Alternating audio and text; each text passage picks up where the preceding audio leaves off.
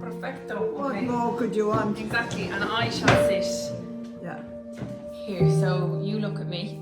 yeah.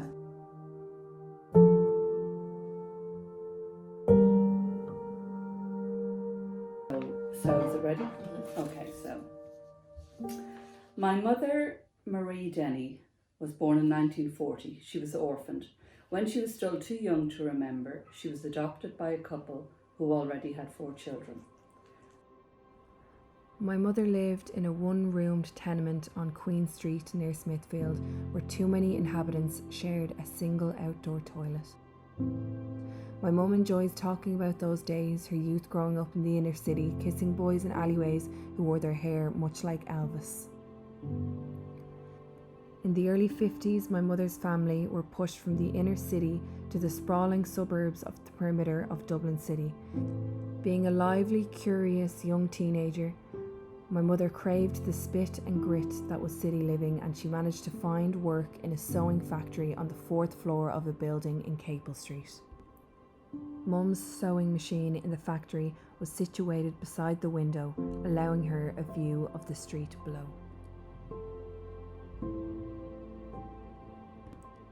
My father, Dick Trout, was born in 1915 in Cape Town, South Africa. In 1950, it was required that each inhabitant of South Africa be classified and registered in accordance with his or her racial characteristics.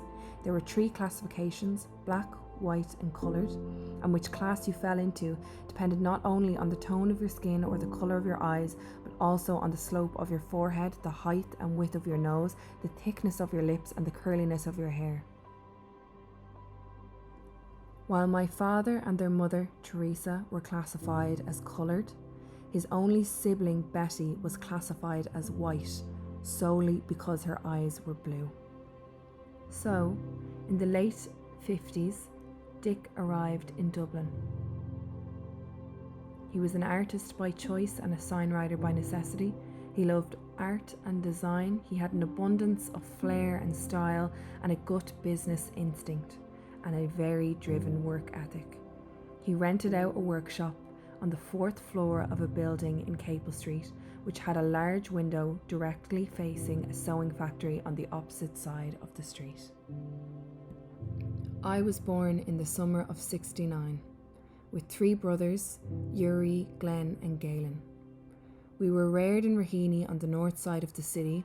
We grew up in a quirky, detached, flat-roofed bungalow with seaweed and trinkets hanging from the open rafters and art on every single wall, much of it painted by my father. The house was filled with the whirl of the sewing machine as my mother sewed clothes, and Dick built a workshop out the back garden with enough space to accommodate the large advertising signs and billboards he often worked on.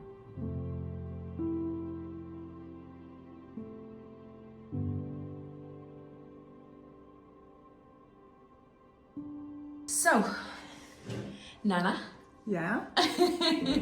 what was Dick's life like before he met you in South Africa?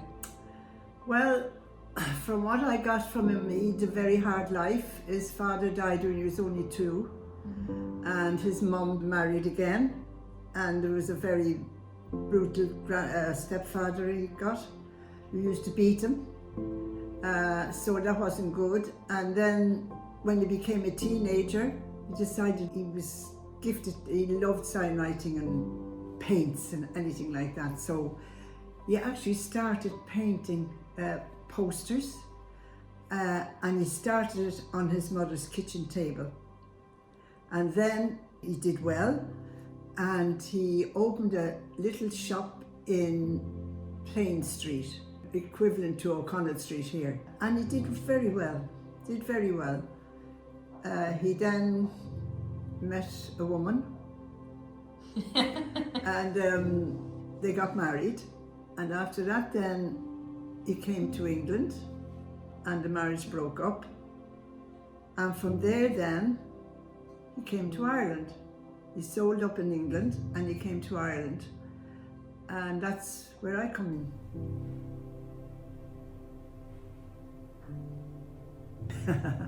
He either charmed me or I charmed him, one or the other, but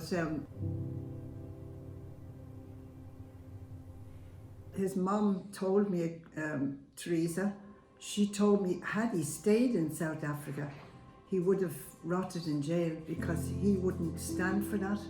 He was rebellious, the police would come and they'd manhandle him at the time, and she was very, very worried about it. And that time he had to get a boat. And the boat, I always remember him raving about this place.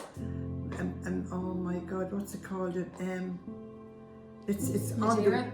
Pardon? Madeira? Madeira. Bang on, yeah, Madeira. And he just loved it. He absolutely loved it.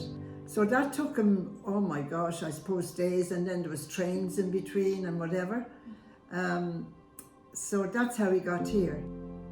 He landed in Oranmore. He landed in Oranmore and he thought it was the capital.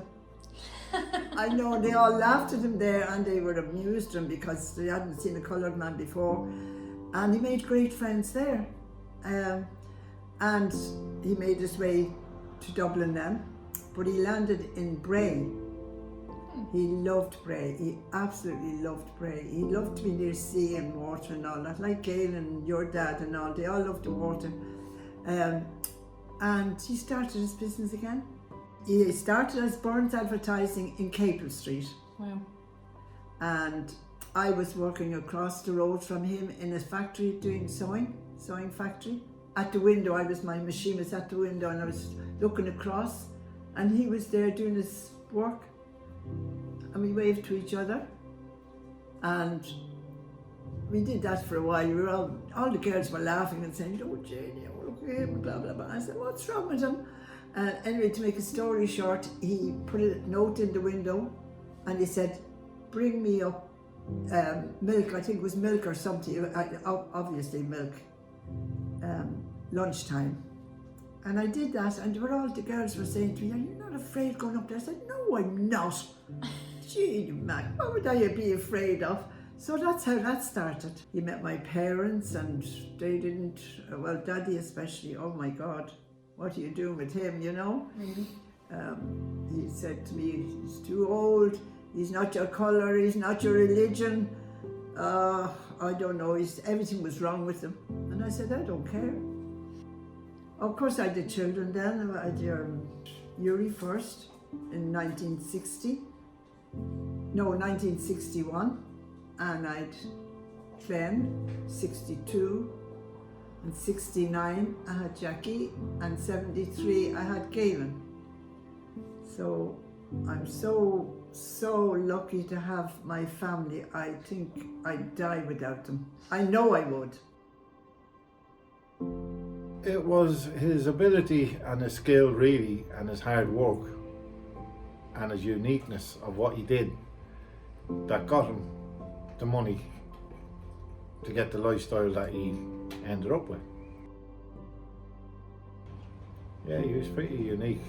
He was a collector of art, and I suppose I do it as well. Maybe an awful lot of people do it, I don't know, but if I walk into a room, anybody's house, or if I'm watching a programme, or if I walk into a bar or a restaurant, the first thing I'll notice are the paintings on the wall. There wasn't a day that went by when we had nothing to do. You know what I mean? Every day was, if it wasn't school, it was work. And a lot of the times when we went to secondary school, Dick would keep Glenn in the morning. I'd go to school, but he'd keep Glenn back to help him. You know, and Glenn loved it. You know, Dick loved it. Mom was happy. Everyone was happy. You know, so that's the way things were then, and it wasn't a bad way. As the day goes, I mean, we went everywhere on holidays. I remember Connemara growing up. I mean, there's photographs Mum has of us in nappies out on beaches and everything like that, in tents, camping. I suppose that's was in me. I don't know how, but I ended up going back to that as in early teens. Not because I think I grew up with it, but I think when I went back to it, I could see, and every time I'm out in the river, I just think, I wish he was here with me to see the crack, because he actually loved that and the fishing.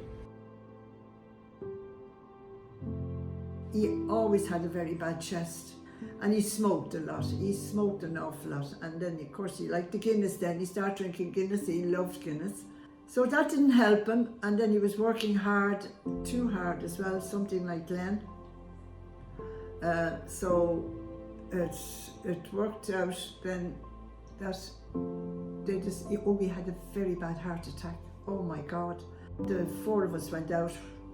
The four of us went out to it for a Sunday afternoon, and he had a heart attack when we were there.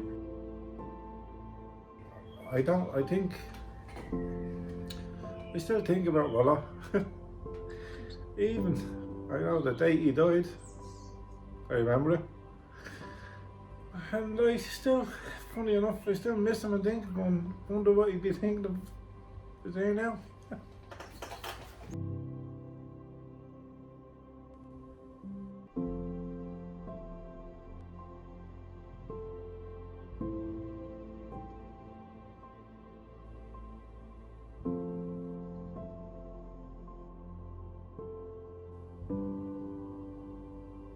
Yeah, and that was the end of Dick then. Madly in love with him. Yeah, you know, he was a very, very good man, I have to say.